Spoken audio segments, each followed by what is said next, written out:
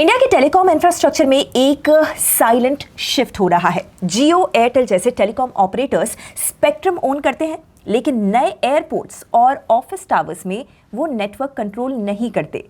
Hi everyone, मैं हूं Gauri. Telecom sector के इस इंपॉर्टेंट शिफ्ट को हम आज की पहली स्टोरी में डीकोड करने वाले हैं। दूसरी स्टोरी में ग्लोबल ऑयल मार्केट में अभी एक मेजर शॉक देखने को मिल रहा है। ब्रेंट क्रूड $100 पर बैरल के ऊपर चला गया है। What does this mean for India's economy and also oil marketing company specifically. तीसरी स्टोरी में निफ्टी इंडिया डिफेंस इंडेक्स कल के ट्रेडिंग सेशन में 2.1% फॉल हुआ। मिडिल ईस्ट टेंशंस शुरू होने के तुरंत बाद इंडियन डिफेंस स्टॉक्स में शार्प स्विंग्स देखने को मिले थे, तो अब अचानक से स्टॉक्स क्यों गिरे? And does it mean a buying opportunity for you? We will see all this in this video. Let's start with it.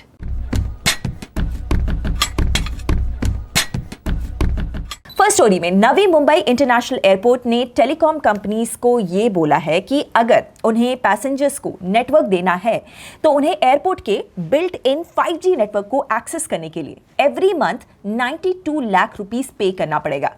इस मुद्दे पर लास्ट दिसंबर से लेकर अब तक अडानी एयरपोर्ट होल्डिंग्स और Reliance Jio, Bharti Airtel and Vodafone Idea जैसे टेलीकॉम कंपनीज के बीच एक टसल चल रहा है, despite the intervention of Cellular Operators Association of India and the Department of Telecommunications, that is DOT।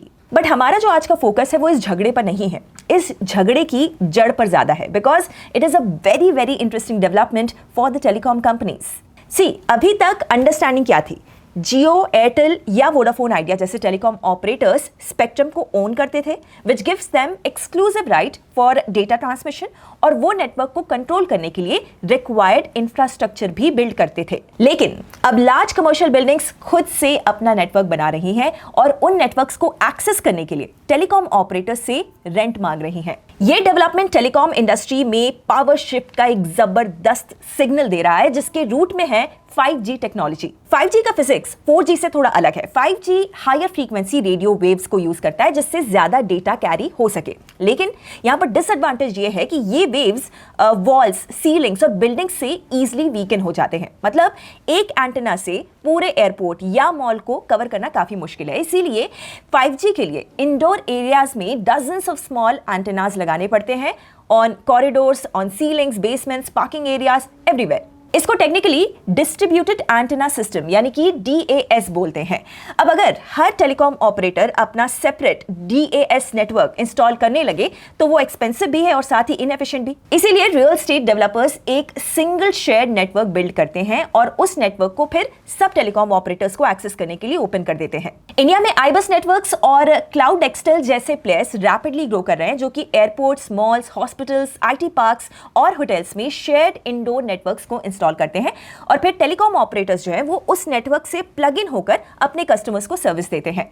लेकिन इस अरेंजमेंट से टेलीकॉम ऑपरेटर्स ऑब्वियसली खुश नहीं है। उनका आर्गुमेंट ये है कि भाई, अगर बिल्डिंग ओनर्स या फिर third party infra companies network को कंट्रोल करना स्टार्ट कर देंगे और हैवी रेंट उनसे चार्ज करेंगे तो उनके ऑपरेटिंग कॉस्ट्स तो बढ़ सकते हैं। इसी वजह से टेलीकॉम डिपार्टमेंट ने रिसेंटली एयरपोर्ट ऑपरेटर्स को एक्सेस चार्जेस रीजनेबल रखने के लिए एक लेटर भेजा है। बट ये टेलकोस की अब नई रियलिटी है। शॉर्ट टर्म में इससे उनको हायर एक्सेस फीस और नेगोशिएशन बैटल्स फेस करने पड़ सकते हैं, यस, लेकिन लॉन्ग टर्म में एक डिफरेंट पॉसिबिलिटी भी है। अगर neutral host networks scale up हो जाते हैं तो टेलीकॉम ऑपरेटर्स को हर बिल्डिंग में एक एक्सपेंसिव इंफ्रास्ट्रक्चर खुद इंस्टॉल करने की जरूरत नहीं पड़ेगी। मतलब टेलीकॉम इंडस्ट्री का मॉडल ग्रेजुअली इंफ्रास्ट्रक्चर ओनरशिप से सर्विस डिलीवरी की तरफ शिफ्ट हो सकता है। इस डेवलपमेंट को आप टेलीकॉम कंपनीज के लिए कैसे देखते हैं? सेकंड स्टोरी में ब्रेंट क्रूड के प्राइसेस सिर्फ एक हफ्ते में ऑलमोस्ट 65% जंप करके $120 हो गए हैं। कुछ एक्सपर्ट्स के अकॉर्डिंग ये move one of the more unusual surges हो सकता है। नॉर्मली रशिया यूक्रेन वॉर जैसे जियोपॉलिटिकल टेंशंस के टाइम पर ऑयल प्राइसेस स्पाइक करते ही आए हैं, लेकिन इस बार का जो स्पाइक है वो सिर्फ फियर ड्रिवन नहीं है। इस बार प्रॉब्लम रियल सप्लाई डिसरप्शन की है। नाउ एक्सपर्ट्स के हिसाब से एक्चुअल सप्लाई फिजिकली मार्केट तक नहीं पहुंच रही है और इसके पीछे जो 3 पॉइंट्स है वो हम समझ लेते हैं।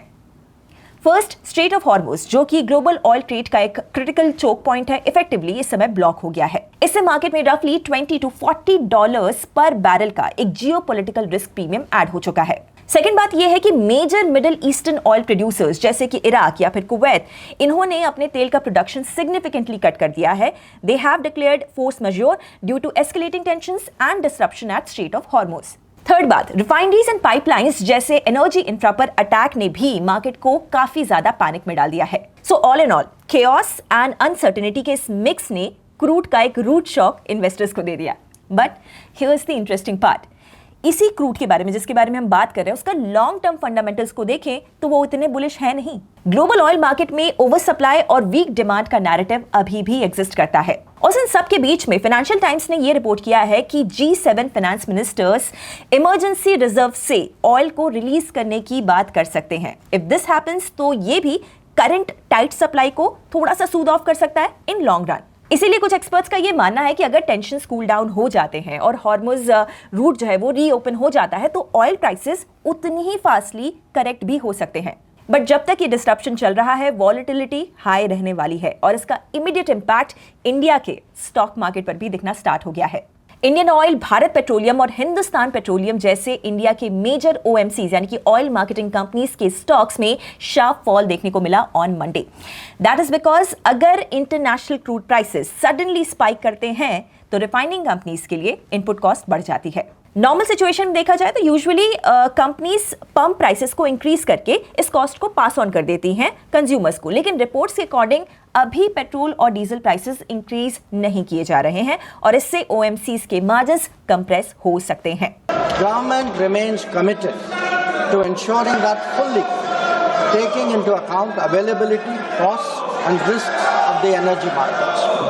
For us, sir, the interest of the Indian consumer has and will always be the overriding priority.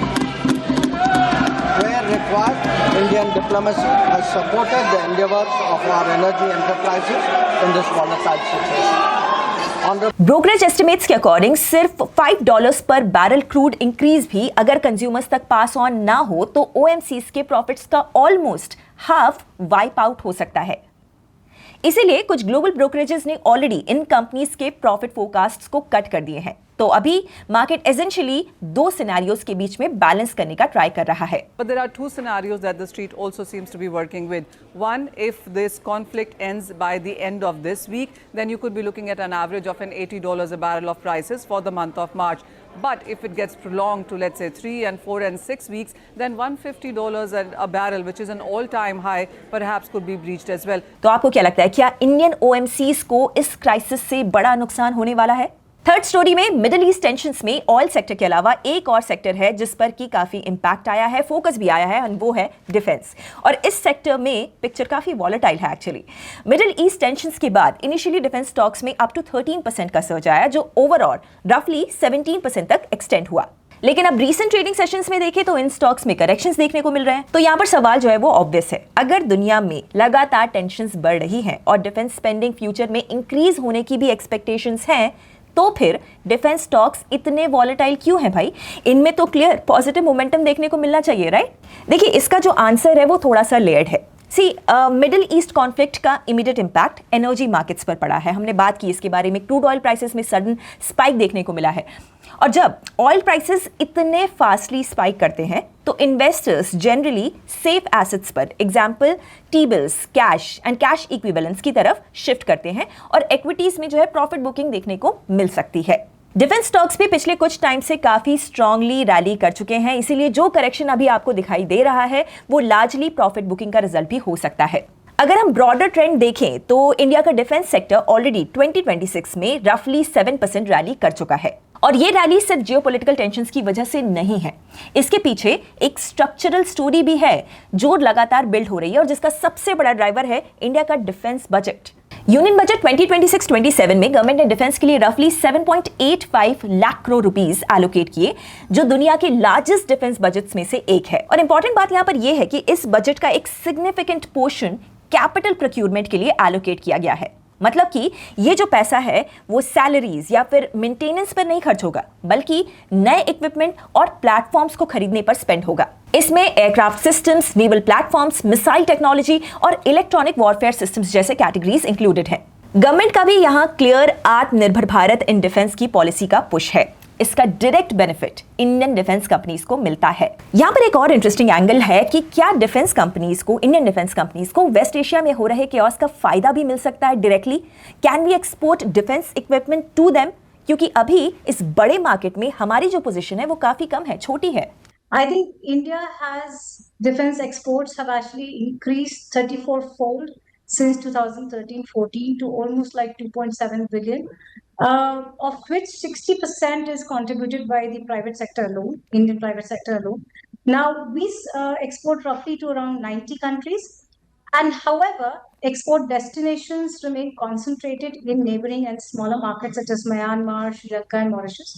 So therefore, I think West Asia still is underpenetrated, but high potential market rather than a dominant export destination today.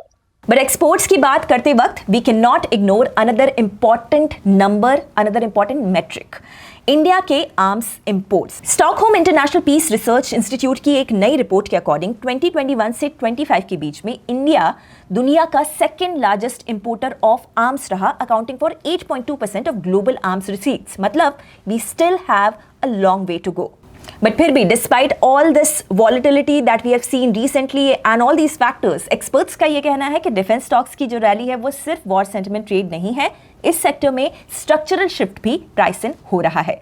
तो अब short term में stock performance हो सकता है कि थोड़ा सा selective हो जाए और जियोपॉलिटिकल टेंशन से इन्फ्लुएंस हो सकता है, लेकिन बिगर पिक्चर हम देखें तो सेक्टर एक long term structural growth phase में आ सकता है। तो क्या आप भी डिफेंस स्टॉक्स को लेकर बुलिश हैं? That's it for this video. आपको कौन सी स्टोरी सबसे ज्यादा अच्छी लगी आज, and what do you think of all these stories? Let me know in the comments and I will see you in the next video. Investment in securities market are subject to market risks. Read all the related documents carefully before investing.